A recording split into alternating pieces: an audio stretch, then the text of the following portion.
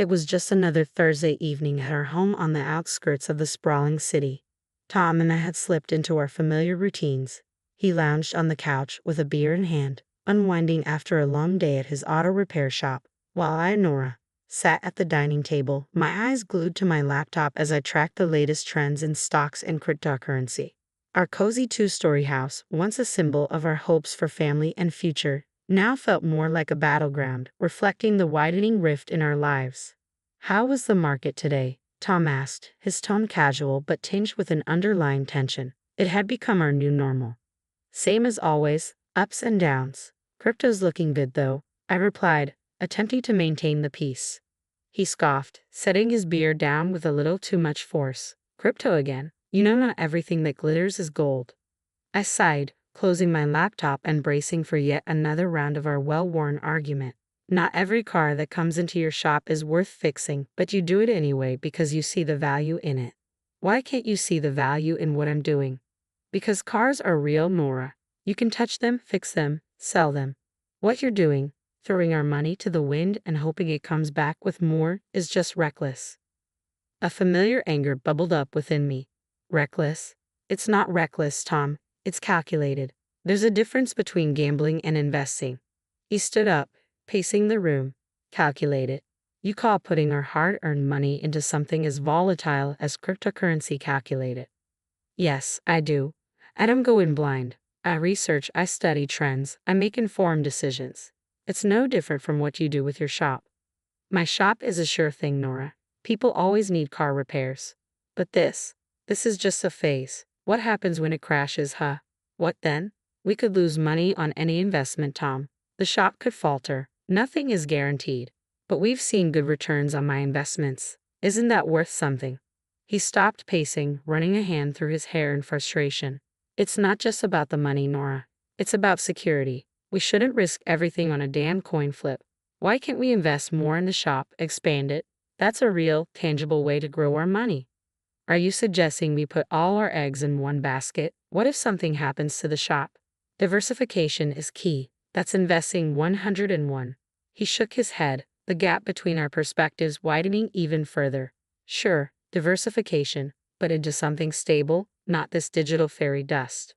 I stood up, feeling the need to defend my choices and my independence. "You know, for someone who runs his own business, you're surprisingly close-minded. And you're surprisingly stubborn." He shot back. "All I'm saying is we could be using that money to build something lasting, something we can see and touch, not just numbers on a screen." The conversation was going nowhere, as it often did. "Let's just agree to disagree, okay? I won't criticize how you run your shop if you don't criticize my investments," I stated firmly. Tom sighed, the fight visibly draining from him. "Fine, but just remember, Nora, when all this blows up in your face, don't say I didn't warn you."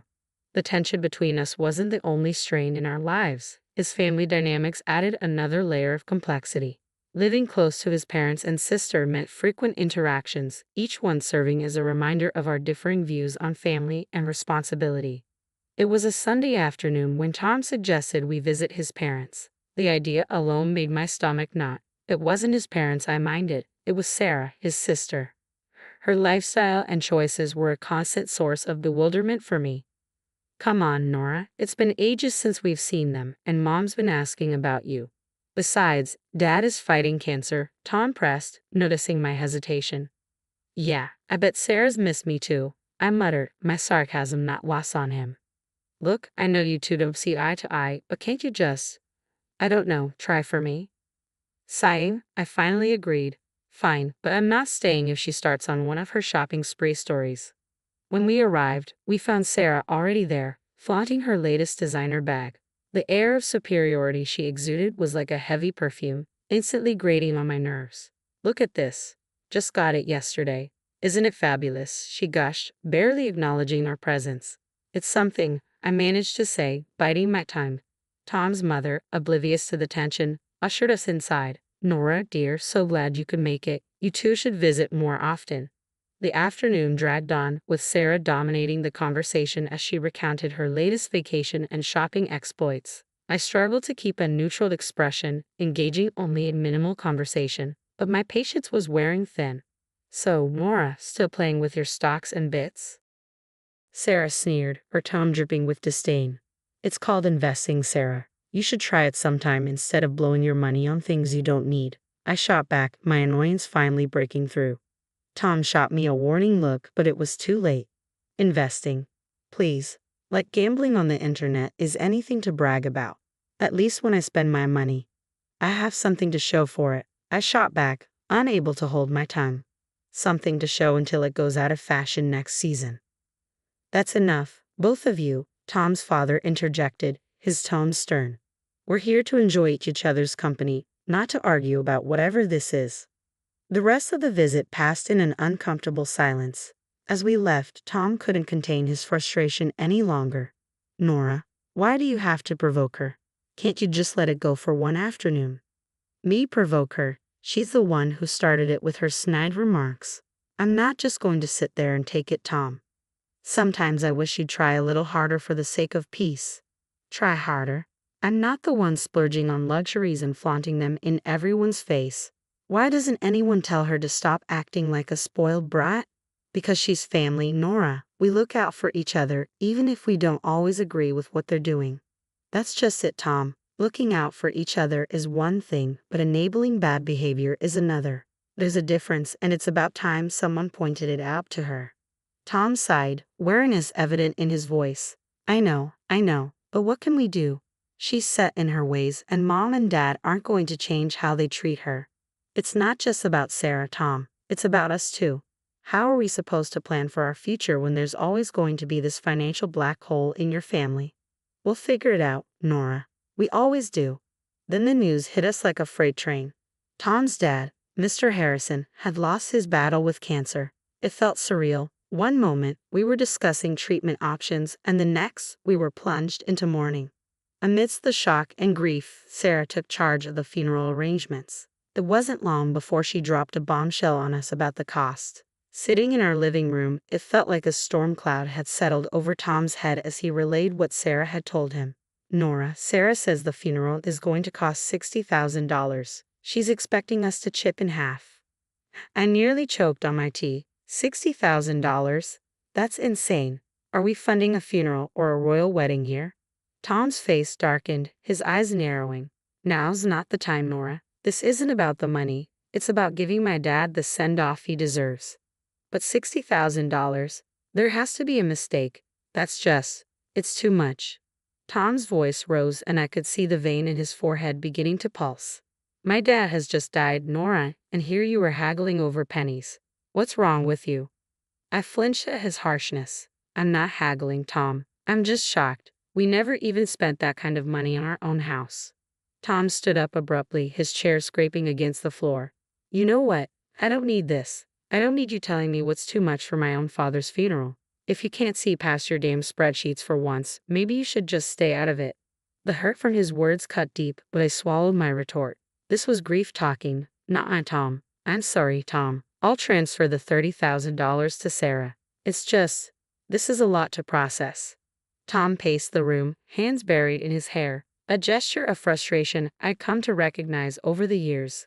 Yeah, well, it's not just about the money, Nora. It's about doing right by him. And if that means paying whatever it costs, then so be it. When I confirmed the transfer to Sarah, Tom barely acknowledged it, lost in his own world of grief and anger. The distance between us felt like miles, not just the few feet of our living room as we walked into the funeral agency. I felt the weight of the world pressing down on my shoulders. The last few days had been a blur of grief and confusion, but nothing could have prepared me for what I was about to learn.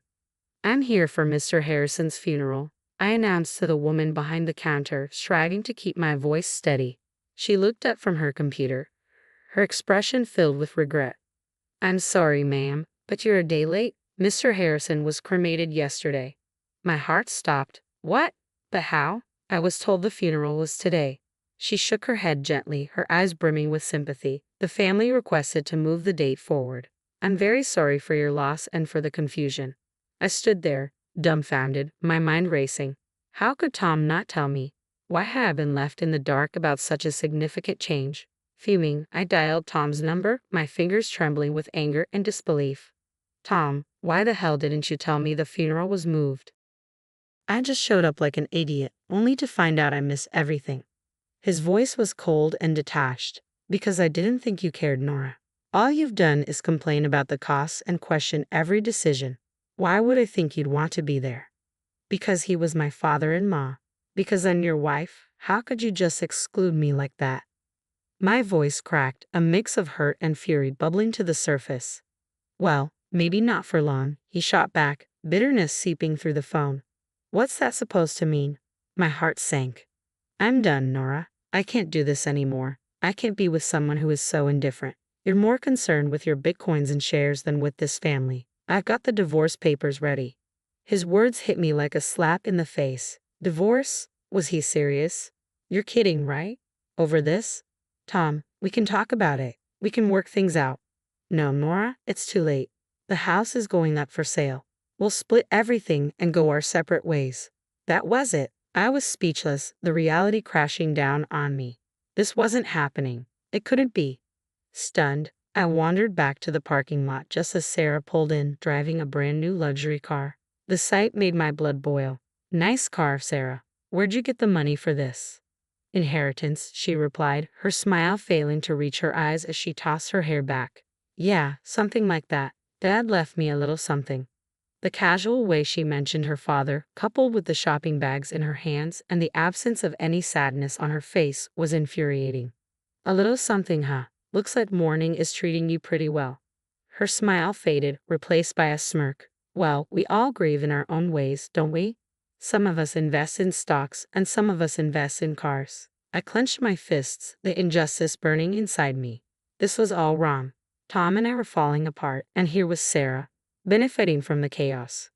Enjoy the car, Sarah. Looks like it costs a pretty penny, or should I say a pretty dollar. She laughed, a hollow sound that echoed in the empty parking lot. Oh, Nora, always so concerned about the money.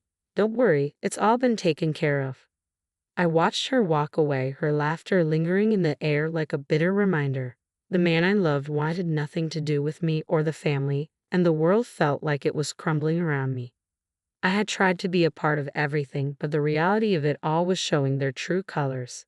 The days following the funeral felt like navigating through a thick fog of disbelief and betrayal. The weight of the divorce papers in my bag felt like a boulder, a constant reminder of my crumbling marriage.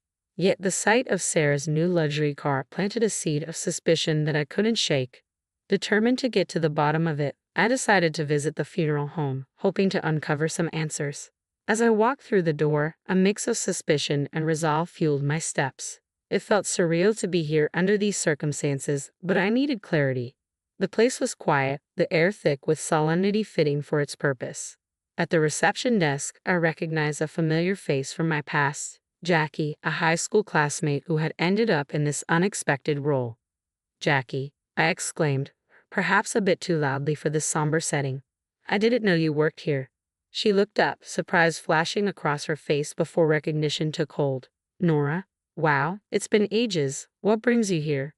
Is there something I can help with? I took a deep breath, steeling myself for the conversation ahead. Yeah, actually, it's about my father-in-law's funeral. I heard it was arranged here. Jackie's expression shifted to a more professional demeanor, though curiosity still sparkled in her eyes. Sure, let me pull up the details. Give me a sec. As she typed away, I fidgeted, the gravity of the situation weighing heavily on me. When she found the record, her brows furrowed. Okay, here it is. The service was pretty standard. Cremation was requested. They kept things simple. The total came to $5,000. My heart sank. $5,000? But that's not what we were told.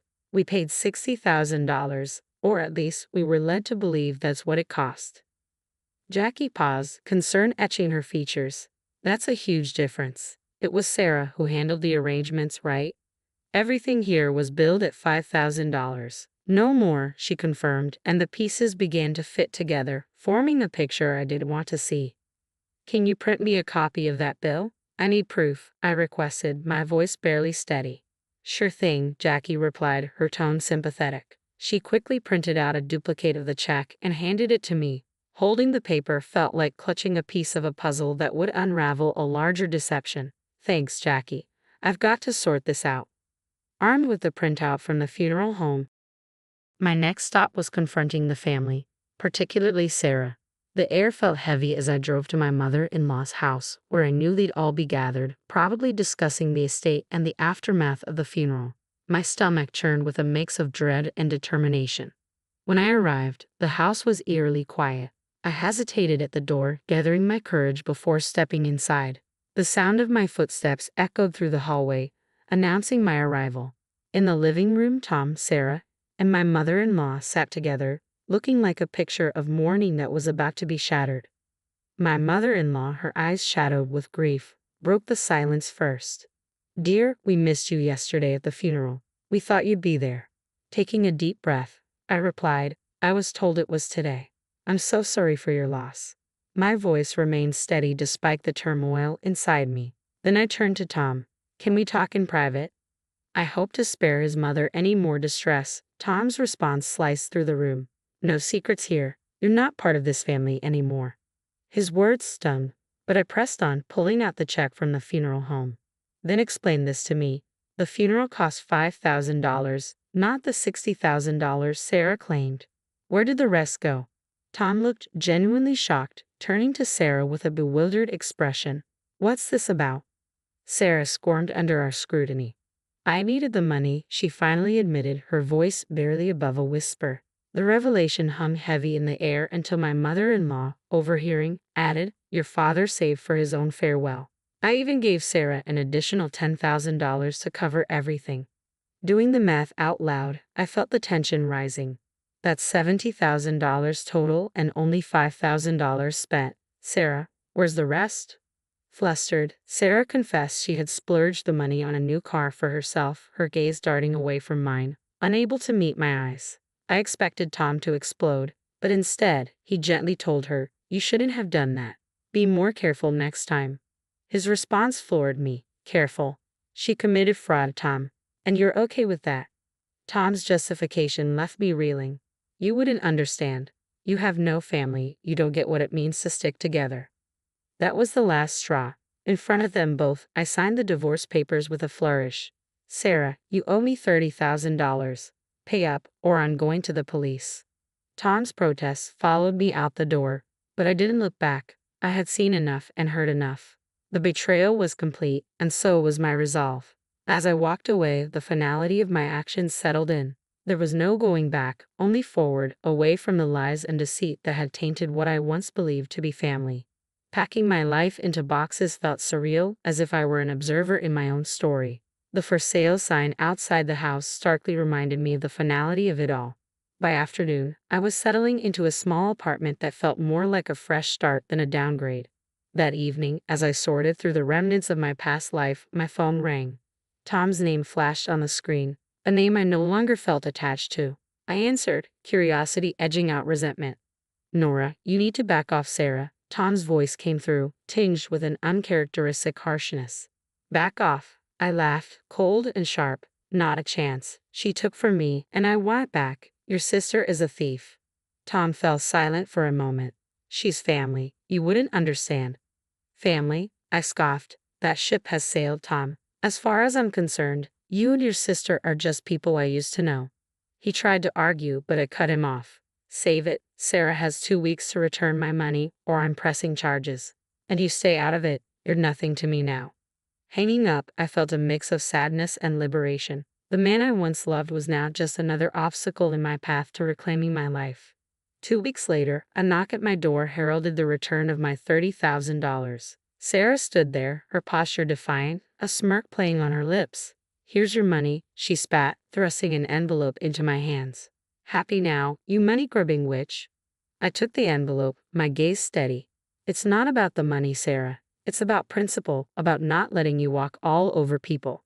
She laughed, hollow and bitter. "Whatever helps you sleep at night." As she turned to leave, I called out, "Just remember, Sarah, karma's a real pain. What goes around comes around." Closing the door, I leaned against it, the envelope heavy in my hand. The money was a small victory, but the real triumph was standing up for myself, refusing to be a victim of their greed and lies. Life had found a new rhythm, calmer and more predictable. Then, out of the blue, my phone rang, displaying a number I hadn't seen in a while. It was Tom, a voice from a past I had neatly folded away. "Hey, I need a favor." A big one? Tom's voice sounded more worn than I remembered. I paused, the suddenness of the call throwing me off. A favor. Tom, we're past favors, don't you think? It's Sarah. She's in deep this time. Debt's up to her eyeballs, and the wolves are at the door. We've sold everything. The house, the shop. It's still not enough. His words took a moment to sink in. And you're calling me? I'm not part of the circus anymore, Tom. He sighed, desperation seeping through his voice. Come on, don't be like that. You got out and made it big with your trading. Can't you spare something for old time's sake? I couldn't believe what I was hearing. After everything, he still saw me as a lifeline for their mess. Spare something for her after she nearly ruined us with her lies?